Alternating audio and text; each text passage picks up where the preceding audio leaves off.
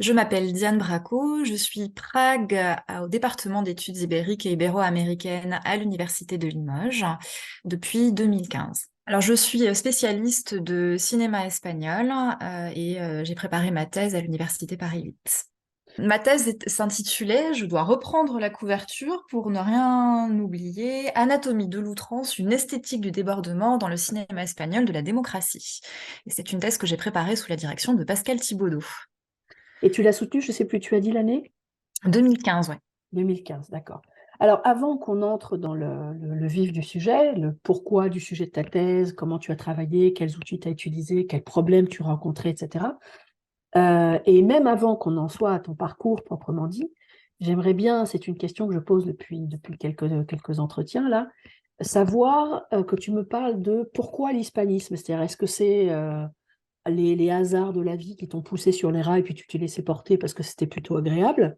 C'était mon Mhm. cas, donc tu vois, hein, ce ne serait pas négatif. Ou est-ce que vraiment il y a eu une révélation un jour, un bon cours, un bon bouquin, et ça t'a donné envie d'aller dans cette voie? Et le complément de cette question, c'est pourquoi prof? Pareil, est-ce que tu fais partie de ces profs à vocation depuis que tu étais toute petite, tu disais je veux être prof, je veux être prof, ou est-ce que ça t'est tombé dessus par hasard?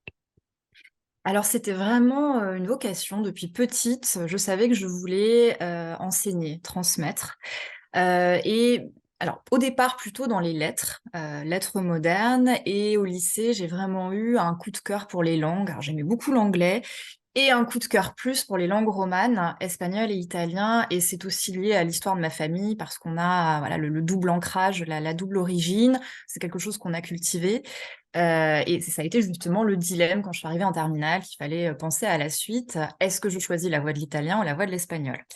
Et voilà, j'avais en tête la réalité des postes parce que j'avais échangé avec mes enseignants à l'époque. Et puis j'ai choisi avec évidemment enthousiasme la voie de l'espagnol en conservant l'italien par le biais de la langue vivante et puis de pratiques théâtrales par ailleurs, de contacts, de voyages.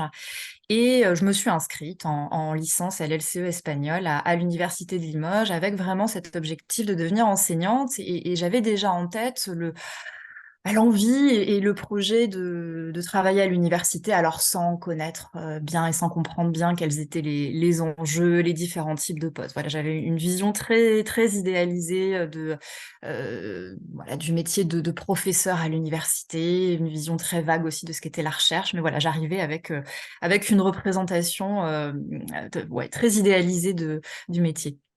Alors, je trouve intéressant cet adjectif idéalisé. Ça veut dire que maintenant, au contact de la réalité, tu, tu en reviens de cette idéalisation. C'est pas ce que tu attendais, mais ça peut être mieux différemment, d'ailleurs, parce que parfois on idéalise les choses, mais après elles se révèlent être plus intéressantes dans la réalité. Ou est-ce que tu fais partie de ces enseignants qui de plus en plus peuvent formuler leur frustration à l'égard de ce que le métier devient, etc. Ça m'intéresse beaucoup, cette question. Alors, idéalisé, parce que je n'avais pas du tout conscience de toute la partie administrative, contrainte, voilà, ce qu'on subit au quotidien, toutes et tous, dans l'univers de l'université, enseignant-chercheur et Prague. Donc ça, c'est vrai que tant qu'on n'a pas les mains dans le cambouis, on n'a pas du tout conscience de ça. Et je pense que jusqu'à mes années d'Atterra, en fait, je n'étais pas du tout consciente de cet aspect-là, parce que c'est vrai, quand on s'engage dans un master recherche, puis dans une thèse, on ne considère que la partie très stimulante de la recherche, toute la dimension intellectuelle. Et j'étais très concentrée là-dessus, évidemment, quand je me suis lancée dans cette voie-là.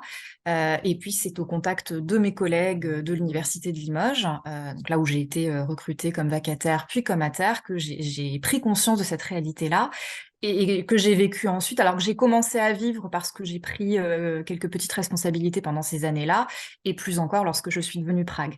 Donc c'est vrai que voilà, le principe de réalité, disons, se rappelle à nous quand on est sur le terrain.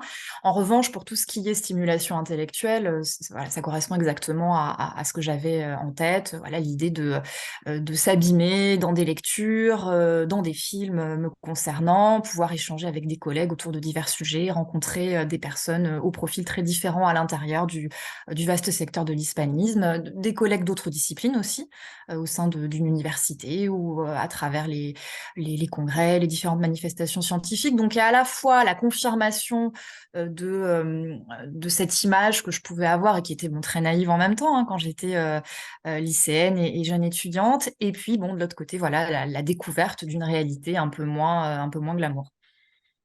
Et alors, du coup, tu as dit, j'ai fait mes études à Limoges, et je suis Prague, donc tu es un pur produit de la fac de Limoges, alors.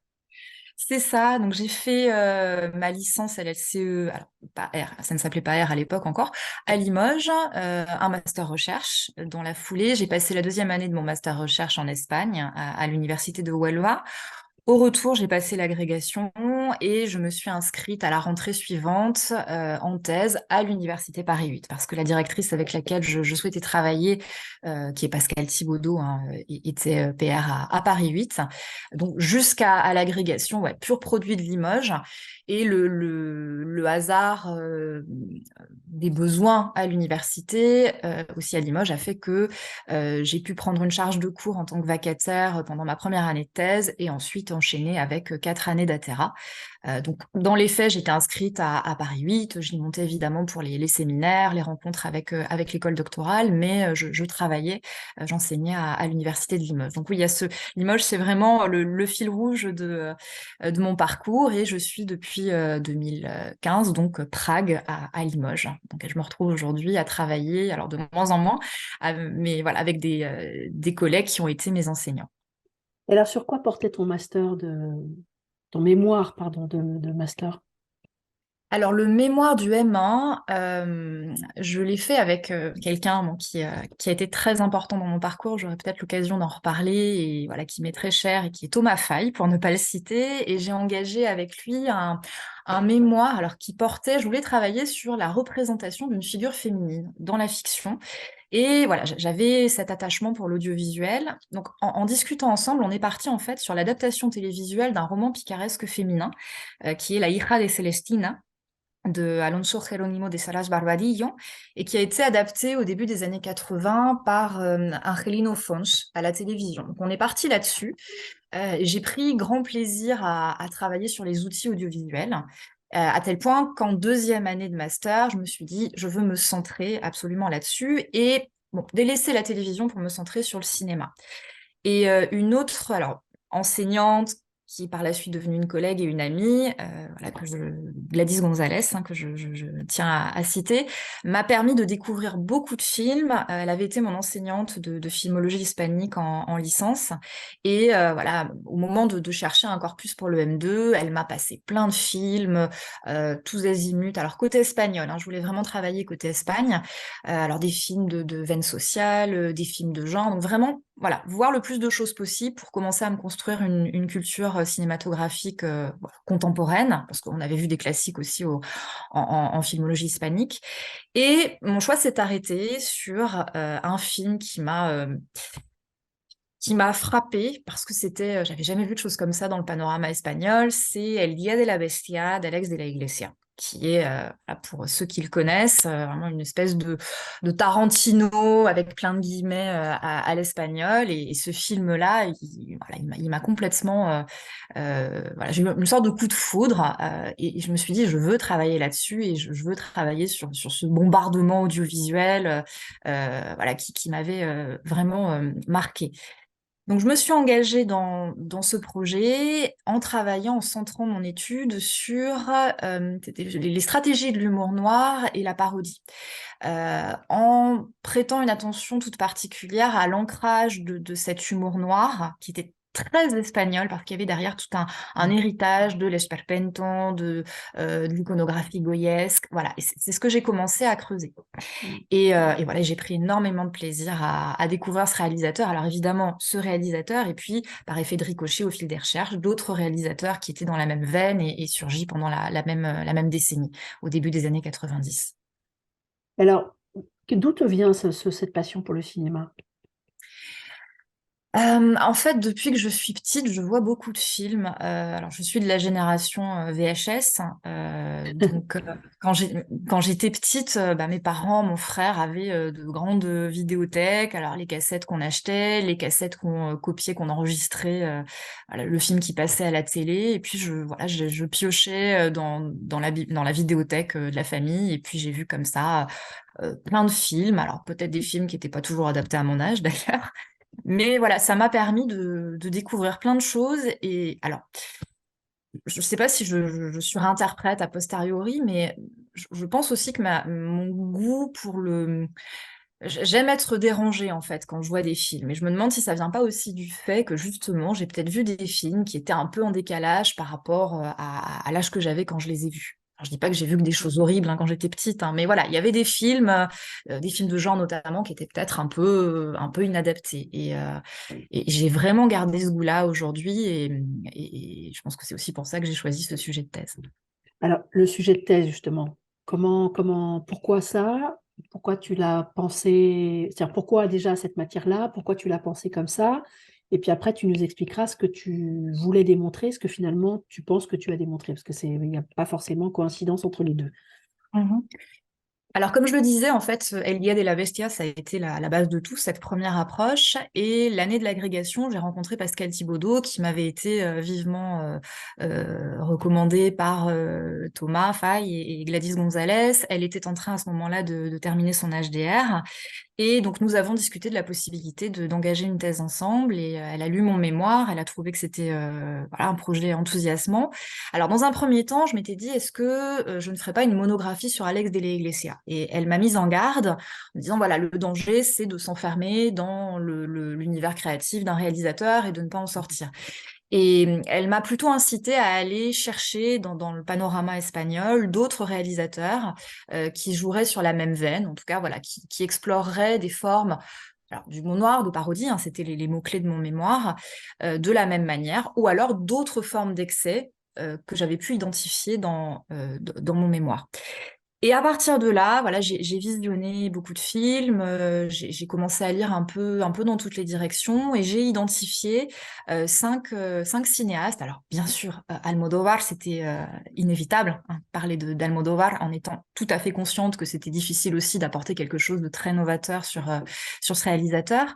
Voilà, donc un corpus d'une douzaine de films de mémoire, cinq cinéastes, et l'idée était de montrer qu'ils appartenaient à une même grande tendance, évidemment avec ses constantes et ses variations, et de montrer, donc j'ai choisi le terme d'outrance, qui me semblait pertinent en fait pour embrasser toutes les manifestations de ces excès, de ces débordements que j'observais.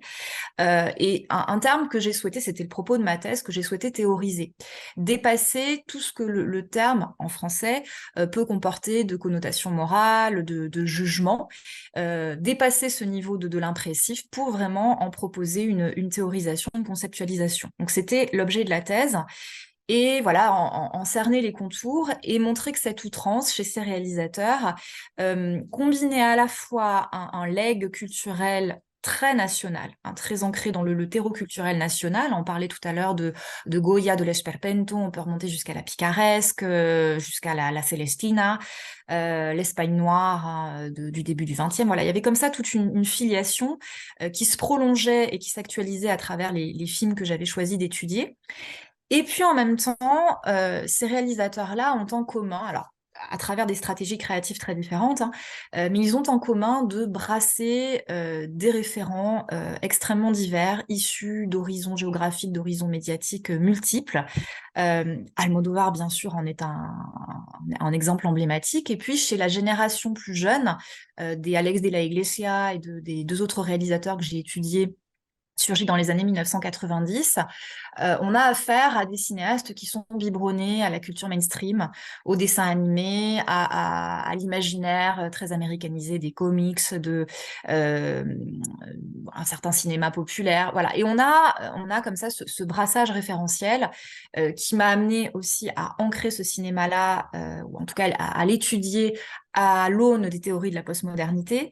Donc voilà, l'idée c'était ça, c'était de cerner les contours de ce concept de l'outrance pour dépasser l'impressif et pour en mesurer les enjeux dans le contexte espagnol contemporain.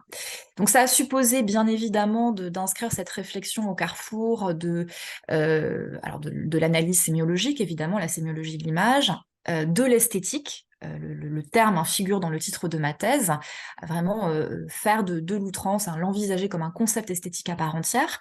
Et j'ai mobilisé un gros appareil de ce point de vue-là pour légitimer mon approche. Et bien sûr aussi tout un pan lié à l'histoire culturelle, à l'histoire politique, socio-culturelle de l'Espagne, parce qu'il est impossible d'envisager ces films-là, qui correspondent à différents temps de la démocratie espagnole, indépendamment de ce contexte. Parce que ma thèse englobe voilà, toute la période qui a succédé à la mort de Franco, donc de 1975 jusqu'aux années 2010. Et les derniers films que je mentionnais étaient sortis un an avant ma soutenance. Et donc dans cette théorisation de l'outrance, au fil de mon débroussaillage de corpus, de mes lectures, la réflexion qui s'est mise en place en fait m'a permis d'articuler un plan centré sur un continuum entre des manifestations de la corporalité. Et ça a été vraiment le fil conducteur de cette notion d'outrance. Alors j'avais toute une deuxième partie qui était consacrée au corps comme matière susceptible d'être disséquée, d'être déformée. Et donc je jouais vraiment sur l'outrance comme dépassement, outrepassement, déformation d'une frontière. Ce qui m'a permis aussi d'établir des corollaires avec des concepts comme le grotesque, comme le carnavalesque. Et donc là, j'étudiais voilà, toutes les manifestations organiques à l'intérieur de chaque univers diégétique, au niveau des personnages, avec des créatures débordantes, hybrides, voilà, toutes ces identités en métamorphose, en mouvement constant. L'espace de la ville aussi que j'abordais comme corps urbain, le corps social. Voilà, il y avait tout un jeu comme ça, donc à l'intérieur des différents diégèses. Et j'en arrivais dans ma troisième partie à considérer le film même comme corps, le corps filmique, et je travaillais donc sur ces dynamiques d'entrecroisement, de métissage, d'hybridation, de déformation des différents référents dont j'ai parlé, les référents culturels, donc côté espagnol, côté international, et comment les réalisateurs que j'étudiais mêlaient, faisaient dialoguer ces référents. Alors parfois sur le mode de la parodie, sur le mode du pastiche, du détournement, donc ça rejoignait aussi des choses que j'avais faites et mises en avant dans mon mémoire. Voilà, donc c'était quelque chose de très vaste qui a été vraiment enrichissant parce que ça m'a obligée à toucher à différents domaines, à différents champs théoriques. Et voilà, je pense pour aboutir à quelque chose qui, voilà, les membres de mon jury l'avaient souligné le jour de la soutenance, qui était assez novateur, voilà, qui apportait modestement bien sûr une petite pierre à l'édifice de la recherche dans le cinéma espagnol contemporain.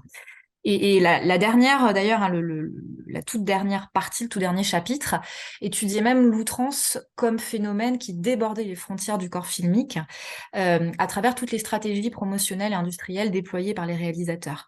Donc, dans les cas d'un Almodovar, d'un Santiago Segura, qui était l'incarnation la plus médiatique, hyper médiatisée de cette outrance, comment eux-mêmes incarnaient l'outrance et l'utilisaient comme stratégie d'autopromotion et d'auto-mise en scène. Donc, je terminais là-dessus, voilà, avec cet ultime débordement dans mon approche même. Alors justement, comme le terme outrance tel que tu l'as défini et déployé à travers une lecture des corps dans les différents sens que tu entends, ça faisait donc corpus, mais malgré tout, est-ce qu'il y a une réception différente de ces artistes, alors que tu peux périodiser ou que tu peux en Espagne ou à l'étranger, c'est-à-dire comment d'un seul coup tu décortiques ça pour dire, bon, ok, je les rassemble sous un même chapeau. Enfin, c'est pas non plus la réception qu'ils en ont chacun dans le temps ou dans l'espace. Bien sûr, alors la périodisation a été essentielle parce que le Almodovar de la fin des années 70, début 80 ne va évidemment pas susciter la même chose qu'un Santiago Segura à la fin des années 90. Donc justement, toute ma première partie, voilà, était centré sur ce cadrage historique, les différents temps, voilà, avec un retour sur l'histoire même du cinéma espagnol dans ce contexte-là, les différents temps. Et j'ai choisi justement d'envisager à l'intérieur de ce corpus Almodóvar et Bigas Luna comme les deux des pionniers finalement de cette outrance cinématographique parce qu'ils surgissent dans un contexte de mutation sociétale, culturelle évidemment. On est en pleine transition démocratique et ils font partie de cette vague de réalisateurs qui ont donné une visibilité inédite à des identités qui ne pouvaient être représentées sous le franquisme. Euh, donc voilà, c'est de ce point de vue-là que j'ai posé le cinéma, le premier cinéma de Bigas Luna et d'Almodóvar. Donc Bigas Luna avec un cinéma expérimental, pardon, underground, très sombre, euh, et, et Almodóvar, bon, un cinéma beaucoup plus joyeux, très iconoclaste, provocateur. Alors il faut voir aussi ce que ces termes signifient dans le contexte de l'époque, où voilà, on sortait de 40 ans de dictature et de répression. Et c'était complètement nouveau. Ça m'a bien sûr amené à parler de la movida, s'agissant d'Almodóvar. Donc voilà, il y a tout ce contexte-là, bien évidemment, hein, je l'ai disséqué aussi pour pouvoir comprendre la logique qui se mettait en place à ce moment-là. Et évidemment, hein, ils n'étaient pas les seuls. Hein. On pensera aussi à Eloy de la Iglesia dans un autre registre, à Iván Zulueta. Voilà, il y a d'autres réalisateurs, bien sûr, hein, qui étaient dans cette veine-là hein, de révolutionner la représentation à l'écran et de donner à voir des sujets, des individus, des identités qui ne pouvaient être représentés auparavant. Et pour ce qui est des trois autres cinéastes sur lesquels j'ai choisi de travailler, alors je les ai choisis parce ils appartiennent à une tendance de réalisateurs qui ont contribué à renouveler le cinéma espagnol au début des années 90, après une décennie de crise où le grand public s'était éloigné des salles. Il y avait vraiment une rupture entre le public et l'industrie du cinéma espagnol. Et ces réalisateurs, bon, qui étaient jeunes à ce moment-là, sont arrivés sur le devant de la scène avec des références qui étaient celles du public. Je parlais tout à l'heure de culture mainstream, d'imaginaire américanisé, et c'est ce qui a permis notamment cette réconciliation en fait et ce retour dans les salles du public. Et puis voilà, et un renouveau aussi du cinéma de genre. Donc il y a Alex de la Iglesia, un autre basque surgit à ce moment-là, Juanma Bajo Ulloa. Donc ce sont en l'occurrence hein, ces deux longs métrages les plus sombres qui m'ont intéressée pour explorer une autre facette de l'outrance qui pouvait toucher au thriller ou à l'horreur. Et puis Santiago Segura, donc l'acteur réalisateur de la série Torrente pour celles et ceux qui connaissent, hein, donc qui est cet odieux personnage, c'est vraiment affreux, ça les méchants, la quintessence de l'héritage, de la nostalgie du franquisme, de la misogynie, du racisme, voilà, dans une comédie qui va volontiers jouer alors un humour qu'on jugerait de mauvais goût. Voilà, et c'était la version la plus extrême de l'outrance, avec en plus tout un pan, toute une dimension commerciale qui était aussi intéressante à étudier, parce que ça a été un énorme succès en Espagne, et j'aimais le fait de travailler aussi sur un objet appartenant à une culture pouvant être jugé non légitime. Voilà, un objet populaire, et d'ailleurs, ça m'a valu quelques remarques de collègues en Espagne qui étaient outrés, justement, que je puisse travailler sur le cinéma d'Alex de la Iglesia ou de Santiago Segura. Et j'ai même souvenir d'une rencontre avec une scénariste à l'occasion d'un séminaire et mais qui m'avait dit mais comment tu peux travailler sur des films pareils, prêter attention à ces films-là. Donc c'était intéressant aussi de voir les réactions que ça suscitait. Et voilà, donc pour finir de répondre à ta question, bien évidemment, ces réalisateurs-là sont reçus très différemment de l'Almodóvar ou du Bigas Luna de la fin des années 70, du début des années 80, parce que là, on a affaire à un cinéma schématiquement qui est beaucoup plus populaire, alors qui peut déranger par certains aspects, hein, la violence extrême, chorégraphiée, assumée chez Alex de la Iglesia ne séduit pas tous les publics, ne séduit pas la critique. Les critiques ont pu être très dures hein, à l'égard de quelqu'un comme Alex de la Iglesia, de même pour Santiago Segura. Et ça m'intéressait voilà, de travailler aussi sur cet aspect-là et sur la réception. Pourquoi l'outrance peut poser problème en termes de réception publique, de réception critique. Donc ce sont aussi tous ces aspects-là que j'ai traités dans ma troisième partie, qui se dirigeait vraiment dans les derniers chapitres sur des considérations industrielles. Et alors, je vais poser des questions qui sont des espèces de préjugés. Tu vois, tu remonteras le courant avec ton petit canoë. Si on prend ces deux blocs, en gros, les années 70-80, et puis après, j'appelle ça jeune génération, enfin ceux des années 90, est-ce que cette espèce de mondialisation référentielle, parce que tu as bien dit mainstream, etc., avec les influences de ceci, enfin, tu parles de postmodernité, c'est pas pour rien. Est-ce que tu as l'impression que ça correspond à un mouvement de déshispanisation, avec ce que ça peut vouloir dire, et surtout, question qui m'intéresse davantage, de une espèce d'édulcoration de la portée politique au bénéfice, tu vois, d'une espèce de complaisance référentiel, autoréférentiel, esthétique. C'est-à-dire qu'en gros, tu viderais la substantifique moi vraiment d'une pensée sociale, de représentation véritablement transgressive au bénéfice du truc qui s'auto-alimente pour se faire plaisir. Mhm. Alors, ce sont des questions assez complexes et auxquelles j'ai essayé de répondre, hein, qui sous-tendaient certains des chapitres de la thèse, justement. Alors, voilà, déshispanisation ou réhispanisation? Parce qu'en même temps, voilà, il y a la manipulation de ces matériaux globalisés, on va dire, ou empruntés à une culture globale, et en même temps, la récupération de cette tradition culturelle espagnole dont je parlais. Alex de la Iglesia, par exemple, n'a cessé d'entretenir cette connexion avec l'esperpento, par exemple. Voilà, on a même des citations qui peuvent être assez explicites dans plusieurs de ses films. Chez Segura, alors lui, clairement, il a joué à fond la carte d'une espagnolité outrée. Et c'est d'ailleurs, je pense, l'une des raisons pour lesquelles son cinéma est inexportable. En tout cas, cette série-là, des Torrente, parce que depuis, il a fait d'autres films, des comédies beaucoup plus familiales. Mais je pense que le périmètre espagnol est fondamental, en fait, pour comprendre les stratégies de son humour. Et qui ne connaît pas la culture espagnole ne peut pas, à mon avis, apprécier l'humour et les références qui sont déployées dans cette série. Bon, il y a bien sûr des références internationales, mais je pense qu'il y a un niveau de lecture qui reste inaccessible à un public non hispanisant ou non espagnol. Donc, il y a ce paradoxe, voilà, d'une réaffirmation alors ce que j'ai appelé dans ma thèse l'espagnolité, d'une identité espagnole, et qui en même temps va être renouvelée ou réinventée au contact des référents internationaux avec lesquels elle se mêle.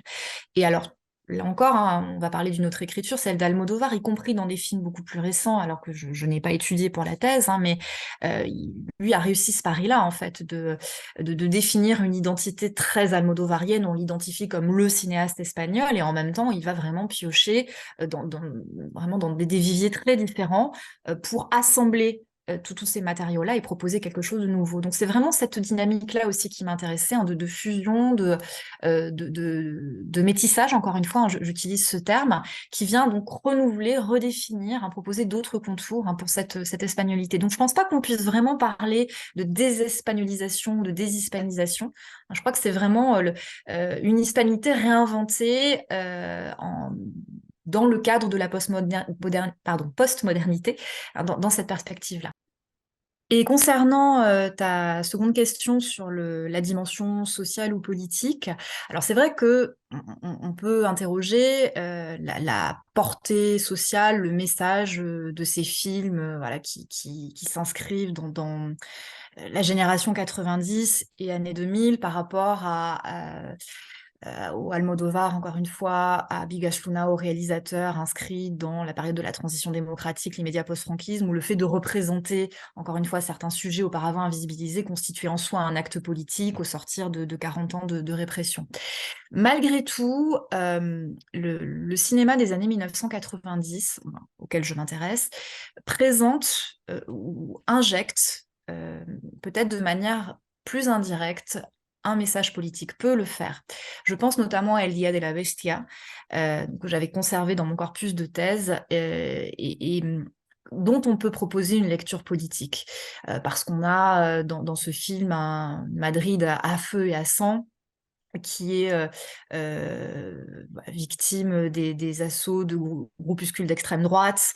Il y a des choix de mise en scène qui sont faits, qui renvoient indirectement au passé franquiste. Donc évidemment, on peut décoder un message politique, un message alors peut-être pas de dénonciation, mais en tout cas qui va pointer un certain passé historique. C'est quelque chose qu'on retrouve dans d'autres films d'Alex de la Iglesia. La Comunidad notamment, hein, j'ai justement travaillé là-dessus aussi, la résurgence du passé d'une Espagne rance, hein, dans le présent supposément démocratique. Et même chez quelqu'un comme Santiago Segura, c'est le cas aussi. Et justement, aux critiques qui ont vu ces films au premier degré et qui ont dit, alors c'est juste la célébration d'un gros dégueulasse, pardon pour l'expression, qui représente voilà, cette Espagne détestable liée à l'héritage franquiste. Voilà. Segura a répondu précisément non. Si vous faites cette lecture-là, c'est que vous avez mal interprété mon film, vous en avez fait un contresens. Et donc lui, ce qu'il voulait, là encore, dénoncer avec plein de guillemets, ou en tout cas pointer, c'est la persistance dans le présent de la démocratie, de ces aberrations, disons, du corps social, de ces individus, de ces personnes, de ces groupes qui ont entretenu une mentalité ou des valeurs liées au passé de la dictature. Donc, malgré voilà, le côté très divertissant de ce cinéma postmoderne, il y a des éléments dont on peut faire une lecture politique. En revanche, chez quelqu'un comme Juanma Bajo Ulloa, dans ses 2 premiers longs métrages, je ne pense pas que ce soit le cas. Là, on est Mm. vraiment dans du film de genre, qui va beaucoup plus rechercher, travailler sur l'esthétique, sur la mise en scène. Là, et justement, j'ai nuancé cela dans le développement de ma thèse. C'était peut-être le plus apolitique ou le plus ahistorique dans le corpus que j'ai choisi. Mais en tout cas, voilà, cette dimension politique ou sociale, elle ne disparaît pas complètement.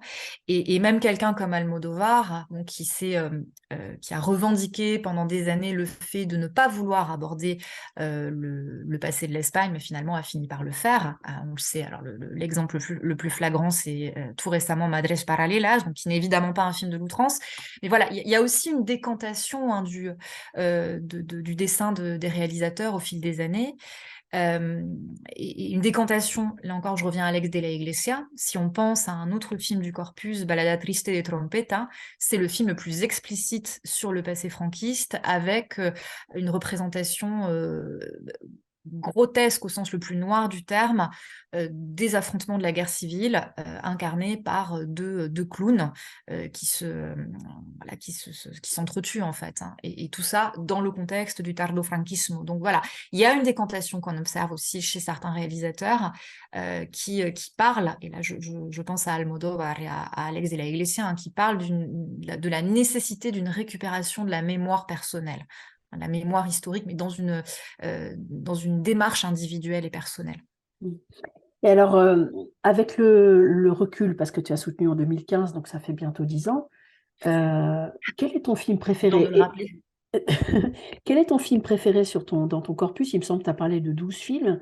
Et Oui. là, attention, ne me réponds pas avec la tête, c'est-à-dire celui qui, de ton point de vue, est le plus important d'un point de vue de l'histoire cinématographique en Espagne, mais celui vraiment que tu as le plus de plaisir à regarder, à re-regarder.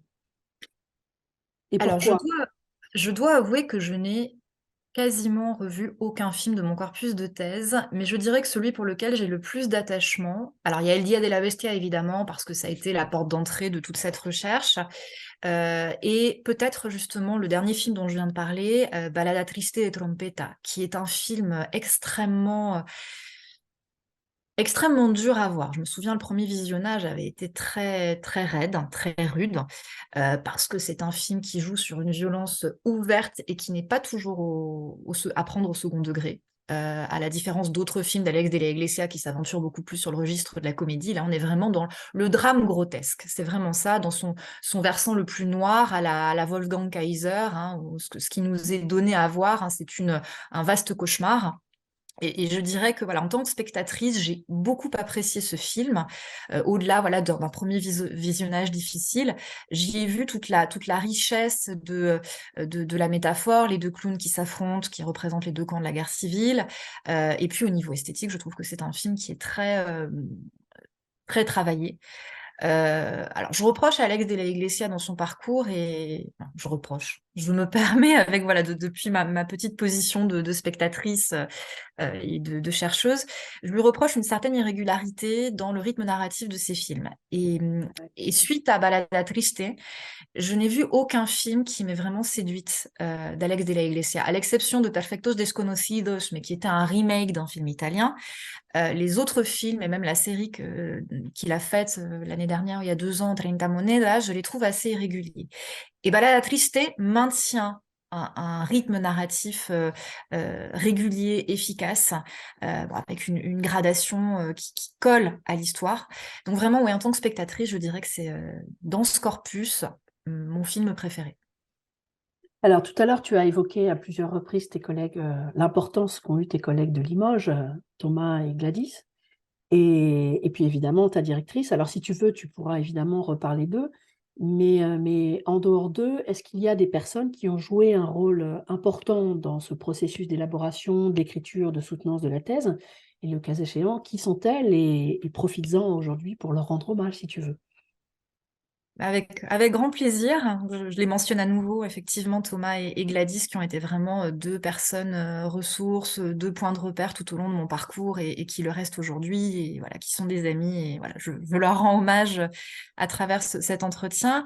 Et puis, à l'époque de ma thèse, évidemment, l'équipe du département d'espagnol de l'époque, voilà, les personnes qui travaillaient au département, voilà, m'ont beaucoup épaulé humainement, intellectuellement aussi, par des discussions formelles ou informelles. Voilà, ça a été vraiment à cette époque un soutien très important. Voilà, il y a des ATR qui sont passés par là, des lectrices aussi, donc des personnes qui ne sont plus au département d'espagnol de Limoges aujourd'hui. Mais voilà, je garde un très bon souvenir de ces années-là et de l'équipe qu'on formait. Euh, et voilà, et je pense que c'était nécessaire aussi pour prendre de la distance, pour décompresser, pour dédramatiser aussi cet exercice très éprouvant, et puis tout ce qu'on injecte là-dedans, en fait, de personnel, et la dimension très sacralisée aussi qu'on donne à la thèse. Voilà, ça permettait de prendre un peu de recul, de discuter avec des gens qui étaient passés par là, évidemment. Et puis mon compagnon de l'époque aussi, qui est hispaniste et historien, donc qui avait déjà lui fini tout ce processus-là, et avec lequel j'échangeais beaucoup. Donc lui, il avait un regard d'historien, donc ça permettait aussi de faire un pas de côté pour envisager les choses un peu différemment, avec aussi une autre méthodologie. Donc ça, nous avons eu des discussions très très constructives. La famille aussi. Alors, je n'ai pas dans mon entourage familial de personnes qui soient passées par une thèse en lettres, en langue, en sciences humaines, mais voilà, j'ai eu la chance d'avoir une famille très présente, très compréhensive, et puis voilà, des amis aussi qui n'étaient pas du tout dans ce cercle-là, dans le cercle universitaire, et je suis ravie de me dire que je n'ai jamais eu en fait à renoncer à des bons moments passés avec eux. Voilà, je sais que je travaillais régulièrement sur la thèse, donc je ne me suis jamais interdit de sortir boire un verre, d'aller dîner, parce que ça faisait partie aussi pour moi des respirations, des pauses nécessaires pour pouvoir mieux reprendre après, le lendemain. Et vraiment, je suis très reconnaissante voilà, à toutes ces personnes pour leur soutien pendant ces années de thèse. Voilà, tu as parlé tout à l'heure d'exercices exigeants, difficiles. Donc, quelles sont les principales difficultés que tu as rencontrées pendant cette thèse? Alors, du point de vue très, comment dire, très concret de l'élaboration du plan, bah, alors, tout ce qui a été évidemment la phase de lecture, de visionnage, voilà, l'élaboration du plan, l'écriture, en fait, tout ça s'est fait de manière très fluide. J'ai eu la chance d'avoir une directrice qui a compris mon fonctionnement dès la première année, qui m'a laissé une grande liberté. Donc on n'a jamais eu besoin d'établir de rétro-planning. Elle savait que je revenais vers elle. Elle était toujours très disponible, tout en étant exigeante intellectuellement, bien sûr. Euh, mais voilà, cette liberté, en fait, m'a été nécessaire Ah oui. parce que voilà, j'ai ce naturel-là à me mettre la pression, beaucoup trop de pression même. Toute seule. Donc elle a compris ça et elle m'a vraiment laissé avancer à mon rythme, et j'ai commencé à rédiger en fait dès la première année. Alors, parce que j'avais besoin de coucher les mots sur le papier ou sur l'ordinateur, de d'énoncer ma pensée, de la mettre en mots pour la construire. Et je fonctionne toujours comme ça aujourd'hui, tant que je ne rentre pas dans la phase de rédaction. Alors ça ne veut pas dire que je vais conserver les passages rédigés, bien sûr, je vais les modifier, je vais les réagencer, mais j'ai besoin de passer par la verbalisation et par l'écriture pour mettre en forme ma pensée. Donc, ça fait que tout s'est passé assez sereinement, finalement, ce point de vue-là. Ça a été voilà, un exercice de course de fond, finalement, et pas de sprint de dernière année. Donc, de ce point de vue-là, je n'ai pas rencontré de difficultés. En revanche, euh, mon gros problème, ça a été la lutte contre moi-même, en fait, et contre les angoisses et contre les doutes. Parce que je passais mon temps, en fait, justement, quand j'écrivais, à me dire, j'écris tel mot, j'écris telle formule, ça sera contestable. Et en fait, je remettais constamment en doute la moindre phrase que j'écrivais. Je me disais que j'étais de toute façon bien moins légitime que toutes les personnes qui allaient m'évaluer, qui allaient me lire. Enfin, voilà, j'avais cette espèce d'obsession d'une perfection qui est inatteignable. Et je me souviens justement que Pascal Thibaudeau me disait, mais voilà, il faut arrêter avec ce ressassement et le doute pathologique parce que c'est très anxiogène. Et, et puis voilà, ça crée des obstacles mentaux qui ne font pas, qui ne rendent pas la réflexion meilleure en fait. Et j'en suis même arrivée en fait à quelques mois de la soutenance. Bon, j'avais terminé à l'hiver 2014 et le jury ne pouvait pas être disponible avant le mois de juin. Ce qui fait que j'ai eu quelques mois pour lire et relire la thèse, ce qui est terrible pour quelqu'un qui est dans le ressassement permanent. Et j'en suis arrivée à réécrire toute ma première partie après avoir terminé la troisième. Ce que ma directrice ne m'avait absolument pas demandé, elle avait validé la première partie, mais parce que j'avais comme ça cette obsession de vouloir tout réécrire. Donc je dirais que ça a été ça vraiment la grosse difficulté pour moi, c'est d'apprendre à dominer ces angoisses, à y faire face en tout cas. Et est-ce que tu fais partie de ces gens qui ont rêvé de leur thèse? Ah oui, alors rêver de la thèse, rêver de la soutenance. Mais ah oui, j'avais fait 1000 projections de la soutenance en étant éveillée, j'en ai rêvé, hein. Et c'est terrible parce que la soutenance, elle se passe pas du tout comme on l'avait imaginé. Mais oui, ça, c'est des angoisses Ça se passait d'anticipation. comme dans un de tes films de ton corpus? Non, alors il n'y avait pas d'assassinat, il y avait pas d'hémoglobine, il n'y avait rien de tout ça. Non, non, ça se passait, voilà, c'était des rêves d'angoisse. Alors évidemment, l'impression, le vague souvenir que j'ai de ces rêves, d'être muette, de plus Mmh. pouvoir parler, de ne pas être capable de répondre, d'arriver complètement dévêtue, voilà, ce genre de rêve, voilà, d'inhibition. Alors parlons Mais de la réalité. Alors d'abord, qui étaient les professeurs de la réalité qui composaient ton jury? alors, les professeurs de la réalité, c'était Pascal Thibaudeau, bien sûr, Bernard Bessières, qui était président de mon jury, historien.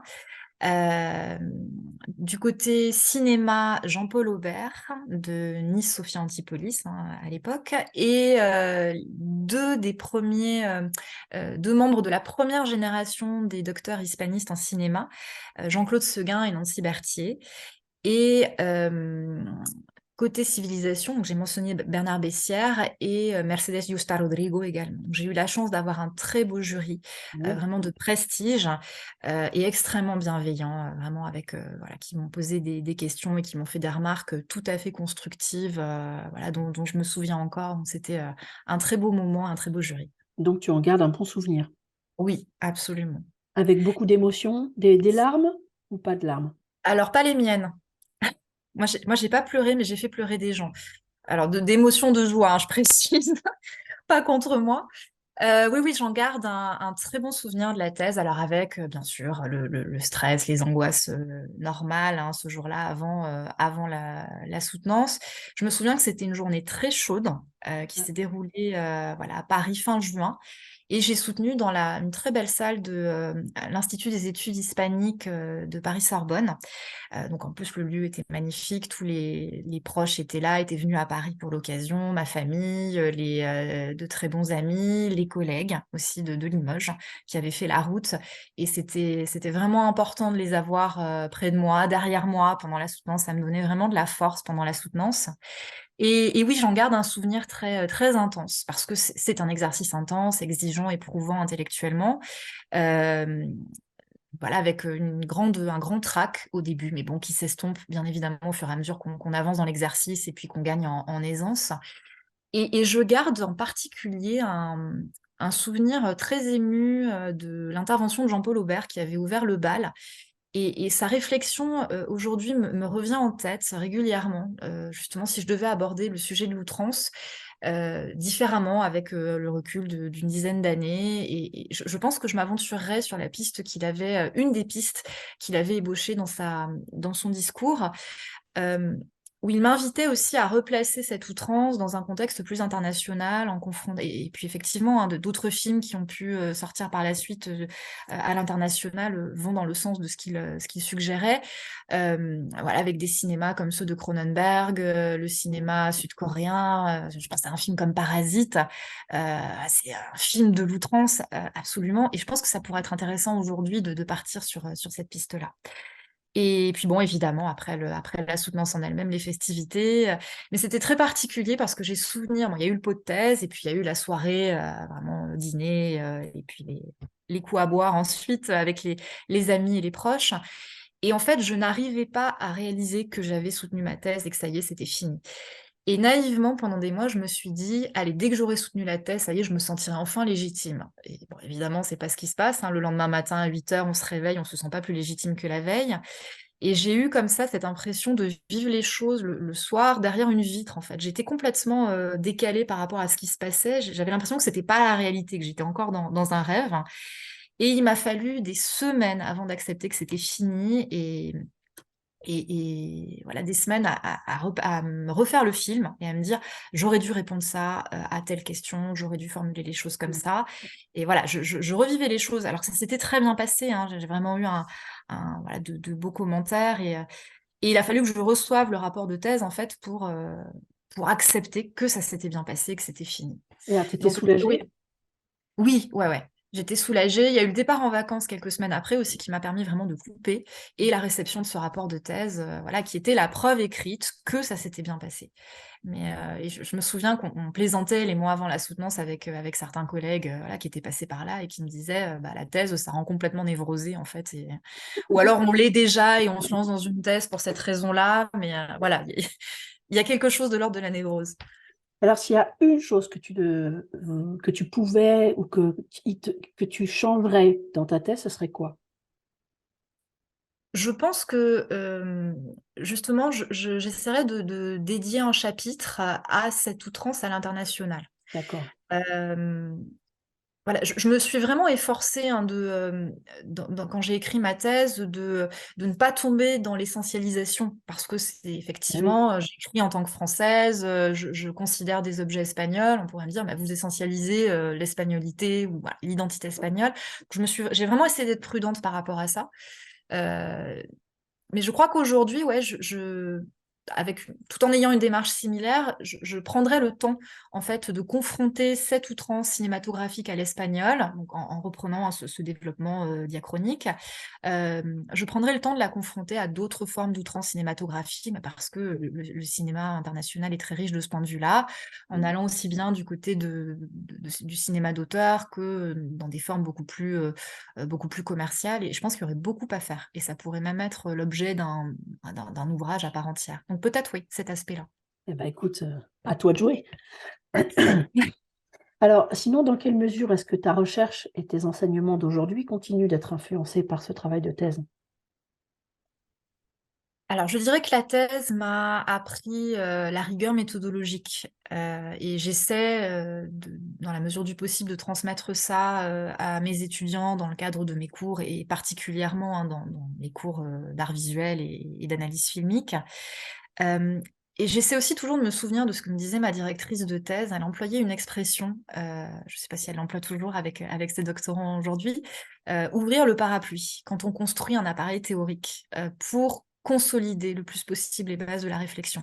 Et quand je me lance dans un nouveau chantier, j'ai toujours cette phrase en tête, de vraiment aller, consolider les bases de la réflexion, faire en sorte que le chantier, s'appuie sur des fondements solides. Mmh. Donc ne jamais laisser une petite partie un peu fragile voilà, dans ce terreau sur lequel on va construire la réflexion.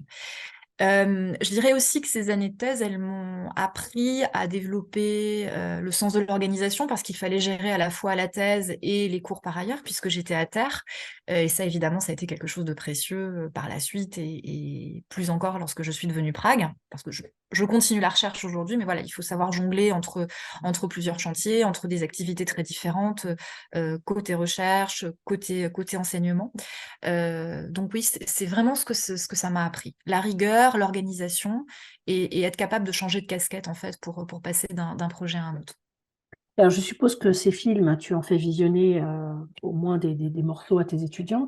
Comment ils réagissent, des étudiants de maintenant, tu vois, de cette nouvelle génération, quand tu leur mets des films comme ça, ils ont cette espèce de distance un peu blasée de Pff, on a vu ça 150 fois, ou ce que c'est pas drôle, ou ce que c'est pas. Enfin, c'est idiot parce que c'est juste des espèces de singeries. Enfin, comment ils interprètent ça? Alors, il y a des années que je n'ai pas utilisé ces films-là en cours. Je le faisais à l'époque de ma thèse, en fait, pour mettre aussi mes travaux de thèse au service de mes enseignements. C'est vrai que je ne le fais plus. J'avais notamment mis El Día de la Bestia au programme 1 ou 2 années. Il se trouve que le film avait aussi été au programme de la question d'agrégation et de CAPES sur Madrid, Madrid au cinéma. Donc voilà, moi j'avais aussi, là j'étais intervenue auprès des collègues qui préparaient l'agrégation interne. Alors, du côté des étudiants de licence, alors il y avait vraiment les deux types de réception. Il y a ceux qui sont friands voilà, de cinéma explosif, spectaculaire, de cinéma de genre, de parodie, voilà, qui le prenaient avec beaucoup d'humour et beaucoup de décalage. Et puis ceux qui étaient absolument choqués parce que c'est dérangeant, parce que c'est pas le type de cinéma qu'ils ont l'habitude de visionner.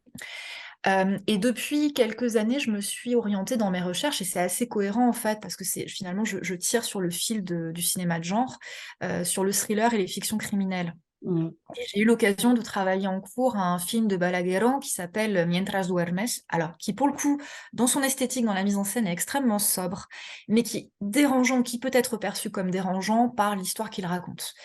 Et je sais qu'il y a des étudiants qui sont extrêmement choqués justement par la Ouais. réalité qu'il suggère. Et c'est toujours intéressant, et je commence toujours par ça, en fait, un cours. Je leur demande, bon, d'abord votre impression, et après on va comprendre pourquoi vous ressentez ça en tant que spectateur.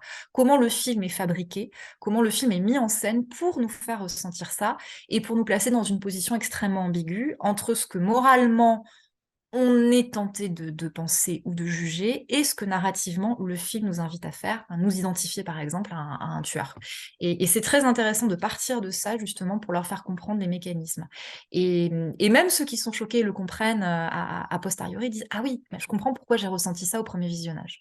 Mm. Donc il y a vraiment, ouais, il y a vraiment les deux types de réactions, mais je pense que ça dépend de la sensibilité de chacun et même chez des spectateurs voilà, plus aguerris. Il y a ceux qui sont très tolérants à ce qu'on peut voir à l'écran, voilà, qui ont une sensibilité, disons, plus adaptée à ce type de film, et puis ceux au contraire qui sont très sensibles et qui vont préférer des films moins rudes pour l'œil et pour En l'oreille. en tout cas, tu te censures ou tu ne te censurerais pas à montrer tel ou tel fragment de film.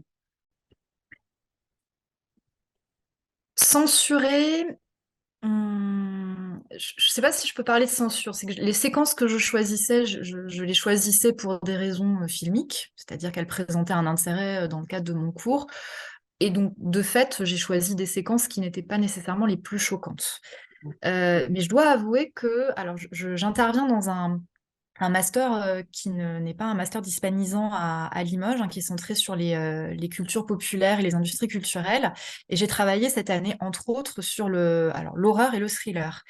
Et il se trouve que, pour illustrer certains de mes propos, je passais quelques secondes voilà, de certaines séquences qui pouvaient déranger. Et certains ou certaines étudiantes pouvaient avoir des réactions, effectivement, disaient, mais enfin, détourner le regard, je peux pas voir ça. Alors, ça me semblait pas être les séquences nécessairement les plus violentes ou les plus choquantes, mais je pense que, voilà, ayant la sensibilité que j'ai, c'est peut-être pas toujours évident, en fait, de choisir les séquences les plus adaptées pour respecter la sensibilité des étudiants. Mais en même temps, ce que j'essaie de leur dire aussi, on aborde un objet pour l'étudier de manière académique, et on doit aussi être capable de mettre à distance en fait ces ressentis immédiats de la même manière qu'on le fait lorsqu'on aborde un texte littéraire. Et en fait, c'est très difficile de leur expliquer ou de leur faire comprendre ça parce que l'image a quelque chose d'immédiat et c'est une violence qui est faite à leur regard. Donc voilà, on fait aussi un travail là-dessus, hein. J'essaie de leur expliquer que je me complais pas en fait à les choquer. Mais j'essaie d'éviter l'autocensure parce que pour moi, ça fait partie aussi du cinéma, de susciter ces émotions-là. Et il se trouve que ce sont les objets sur lesquels je travaille en partie. Pas uniquement, bien sûr, mais en partie. Et alors, est-ce que tu as relu ta thèse? Alors, je ne l'ai jamais relu en entier. Je ne l'ai jamais publié. On m'avait fortement encouragée à le faire pendant la soutenance parce qu'on me disait c'est une vraie thèse, elle apporte quelque chose de nouveau, voilà, il faut la publier. Mais voilà, une fois passé le trauma du réveil le lendemain, non, je ne suis pas plus légitime. Voilà, j'ai eu besoin de mettre à distance la thèse, et puis je suis devenue Prague quelques mois après, donc voilà, je n'ai pas trouvé le temps de m'y remettre, hein, parce qu'on parle d'une thèse de 750 pages, donc c'était évidemment impubliable en l'état, il fallait en expurger, couper beaucoup. Et voilà, je ne l'ai pas fait, le temps a passé, et pendant le confinement, voilà, on a eu, je pense tous, des idées un peu folles entre deux séances de pâtisserie, et je me suis dit, tiens, pourquoi je n'essaierais pas de me remettre à la thèse? Et j'avais retravaillé les premiers chapitres, j'avais réussi à les alléger, à les délester voilà, toutes les lourdeurs théoriques, voilà, de méthodologie très académique. Et puis bon, très vite, il a fallu assurer la fameuse continuité pédagogique. J'ai monté d'autres projets de recherche donc, qui ont abouti. Eux, j'en suis ravie, mais c'est vrai que j'ai laissé tomber la thèse. Et plus les années passent, et plus c'est difficile de s'y remettre. Aussi parce qu'il y a des choses qui se sont périmées, en fait, des questions que je posais en 2015 qui étaient liées à des films en préparation en 2014, qui sont depuis sortis, et les hypothèses que je formulais ne se sont pas vérifiées. Donc il y aurait aussi tout un travail en fait à refaire sur le corpus même. Donc voilà, j'ai eu l'occasion de l'exploiter dans des articles que j'ai écrits en parallèle ou voilà, utiliser des pistes qui se sont dessinées avec cette thèse pour la suite de mes recherches, hein, notamment les passerelles avec le cinéma italien. Là, j'avais pointé des petites choses pendant la thèse et j'ai vraiment eu envie d'approfondir ça. Mais je ne l'ai pas relu et je pense que je n'aurais pas envie de la relire. Une espèce de superstition? Non, la peur de juger en fait la jeune doctorante que j'étais, voilà, de manquer d'indulgence en fait. Donc voilà, elle est archivée et puis elle fait partie de l'itinéraire. C'est la première pierre et elle m'a ouvert de très belles portes thématiques, de départ de recherche. Elle m'a permis aussi de rencontrer un réseau de chercheurs qui ont pu s'intéresser à mes travaux. Mais voilà, j'ai pas envie de remettre le nez dedans, en fait, maintenant, après cette tentative de remaniement des premiers chapitres. Bon, je préfère m'orienter vers autre chose. Alors, du coup, aujourd'hui, elle est où physiquement? Elle est dans l'étagère derrière toi ou elle est à la cave? Non, elle est dans l'étagère derrière moi, parce que voilà, elle fait partie, elle est avec les autres livres, avec toute la partie biblio hispanique. Voilà, elle fait partie des choses que je garde. Alors, je la sacralise pas du tout, hein, mais voilà, je l'ai mise là, et ouais, je pense qu'aujourd'hui, c'est la première fois que je la ressors depuis de nombreuses années. Elle est quelle couleur, ta thèse? Elle est alors jaune, une espèce de couverture d'ailleurs qui a un peu passé. Euh, ouais, une couverture assez classique, mais jaune, jaune clair. Parce que aujourd'hui, ce sont les écoles doctorales qui, la plupart du temps, financent la publication et donc tout est formaté, il y a un gabarit, etc. Mais à l'époque, je ne sais pas si c'était le cas, moi, quand je l'ai soutenu bien longtemps avant toi, mais c'était nous qui faisions les impressions et Mhm. c'était nous qui décidions de la couleur de la première de couverture. Ouais, Et je trouve toujours amusant de voir la couleur que chacun a choisi. Tu as les gris, tu as ceux qui vont vers le rouge, le orange. Donc là, ouais. le jaune, c'était toi qui l'avais choisi? Non, alors je l'ai fait imprimer à l'université de Limoges au service de reprographie et la collègue m'avait proposé une couverture blanche ou une couverture jaune clair. Je dis, soyons fous et fantaisistes, jaune clair. Voilà, il n'y avait pas beaucoup de choix. Donc voilà, c'est juste ça, la contingence administrative et avec Voilà, une petite marge de manœuvre. Alors, voilà. à part d'aller prendre des coups régulièrement avec les copains, Quels sont pour la soupape, pour pouvoir continuer à avancer dans ligne droite, quels sont les conseils que tu donnes à de jeunes doctorants? Se faire confiance, justement pour lutter contre le doute maladif dont je parlais tout à l'heure, les angoisses, être dans un dialogue très régulier, bien sûr, avec le directeur ou la directrice de recherche, bien sûr pour toutes les raisons intellectuelles qu'on sait, mais aussi justement pour apprendre à dominer ces doutes. Cerner aussi sa propre méthodologie, son fonctionnement dans la prise de notes, comment est-ce qu'on référence des sources, comment est-ce qu'on fait ses fiches de lecture, comment est-ce qu'on dissèque un film. Alors voilà, me concernant, moi je vais parler bien sûr du cinéma. Voilà, on va décortiquer un film comme on décortique un texte littéraire. Donc c'est des pages et des pages de notes sur des visionnages qui durent des heures, parce qu'il faut tout noter, tout ce qui se passe à l'image, tout ce qui se passe au niveau du son, tous les procédés narratifs. Donc c'est beaucoup de temps. Alors c'est passionnant à faire.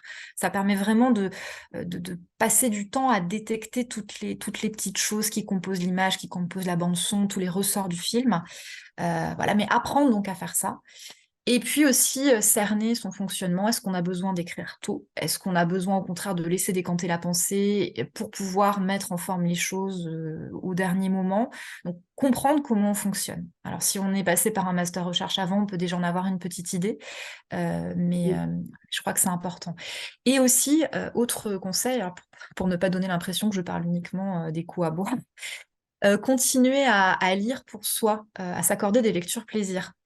Je me rends compte que pendant des années, j'ai complètement arrêté les lectures plaisir. Je ne lisais que pour la thèse ou quand je suis devenue prac, que pour le travail, pour les enseignements. Et je culpabilisais de m'octroyer une lecture plaisir. Et alors, c'était pas du tout le cas pour les visionnages de films. Là, je continuais à, voilà, me faire plaisir. Mais la lecture, j'ai mis des années avant de m'autoriser à aller vers des choses qui me faisaient envie.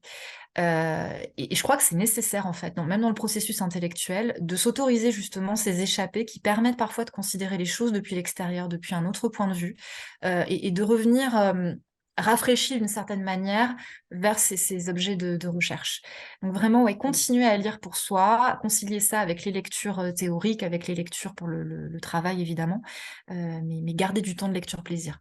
Ouais, ça c'est vraiment un sage conseil, je pense, parce que tu vois, moi, je me rends compte que comme toi, j'ai fini par, me réaliser que je lisais que pour la fac Ouais, et ah, complètement.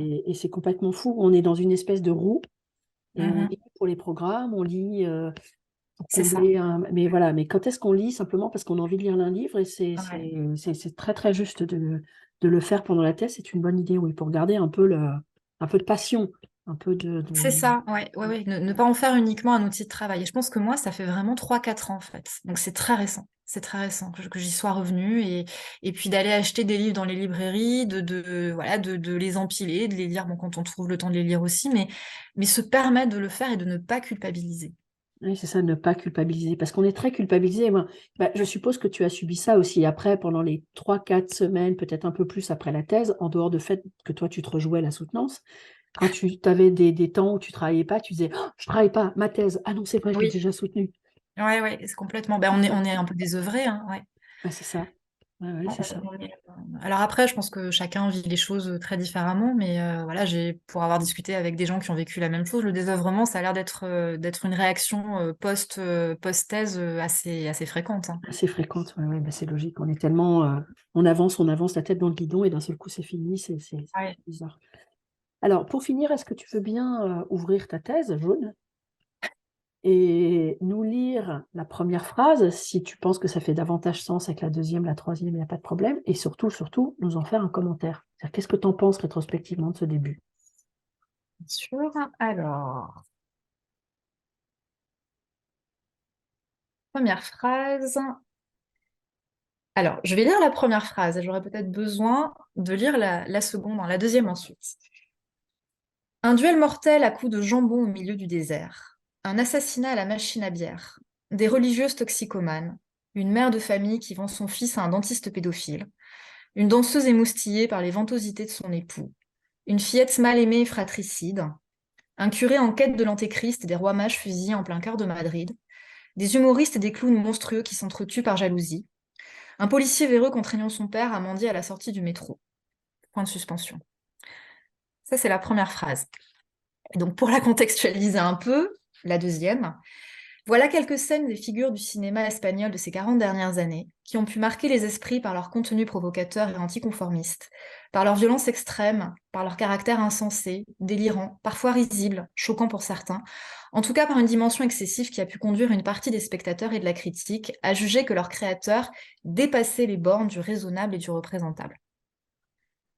Voilà, donc c'est un peu long et l'idée c'était de commencer avec une phrase coup de poing, avec certaines scènes choc, entre guillemets, des films du corpus, et de commencer surtout par poser ce caractère impressif et cette notion de jugement, en fait, Mm. moral, affectif, qu'on associe à ces films de l'outrance, pour justement, après, dans l'introduction, aller vers une proposition de théorisation et dépasser ça. Si c'était à refaire, tu recommencerais comme ça? J'aime bien l'idée de commencer par quelque chose d'un peu choc.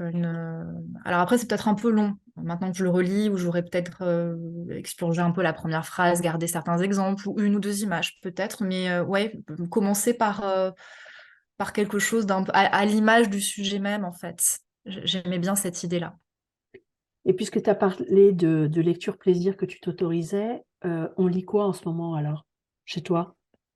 Alors, en ce moment, on lit quoi? Je suis en train de... Alors, comme je le disais, je m'intéresse au cinéma de genre, je m'intéresse aux fictions criminelles plus particulièrement, et c'est aussi le cas en littérature. Alors, bon, je lis toujours plusieurs choses à la fois, mais là, en ce moment, je suis en train de relire les Donato Carrisi, alors de lire ou de relire les Donato Carrisi côté italien, et j'alterne ça avec les romans d'Annie Ernaux.